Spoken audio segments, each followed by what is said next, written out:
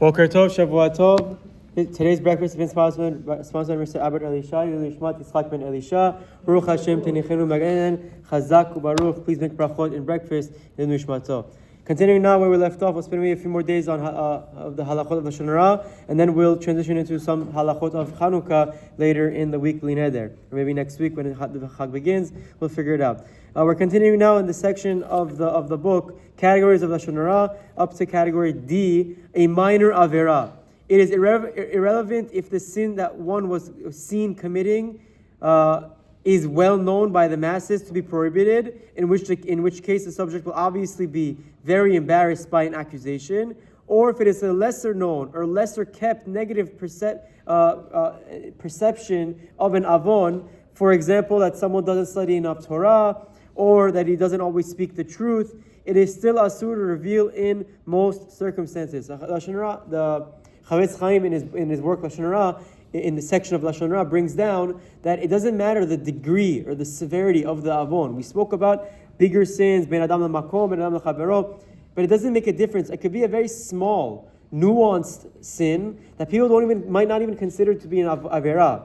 But if you speak it negatively about someone, it's still considered Lashon Hara, and the Chafetz Chaim just outlines that to give it another example. A positive mitzvah, ben adam lamakom, relating that one does not fulfill one of the positive mitzvot of the Torah, or one of its halachot, is considered Lashon Hara and is prohibited. For example, to say that one does not spend properly on special food, spend properly to honor Shabbat, which is included in the mitzvah of Zachor Tima Shabbat Lekadesho. Remember the day of Shabbat to make it holy. That's an example of saying Lashon Hara. This guy, he's well off, but he doesn't spend for Shabbat. That's Lashon Hara. Even though it's a mitzvah raseh even though it's only, I guess, a mitzvah raseh, not really only, but because it's mitzvah raseh, it's still considered Lashon Hara. Also, another example would be reporting that one does not properly fulfill any of the mitzvot midirabanan. That's also a problem as well. You have to be mindful. We can't belittle someone in their service of Hashem, independent of how they conduct themselves.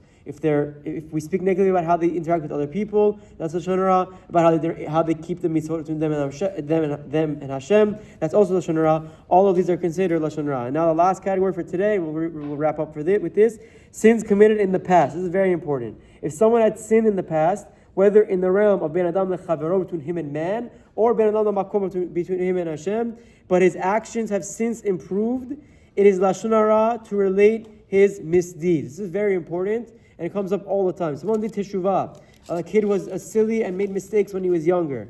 Okay? In 5 years down the line, he's no longer in high school, he's out of college, more mature, overcame those silly things that he's done. It is asur to relate what he's done in a negative light. They give an example. Even if one does not know that the sinner has repented, if much time has elapsed since his avon, and there is no evidence of the current misbehavior, he must assume that he has done teshuvah and not speak negatively about him. This is a very important halacha. We'll speak more about this tomorrow, but this is a very, very severe category that unfortunately people mess up with when they enter this realm. Chazak u'baruch.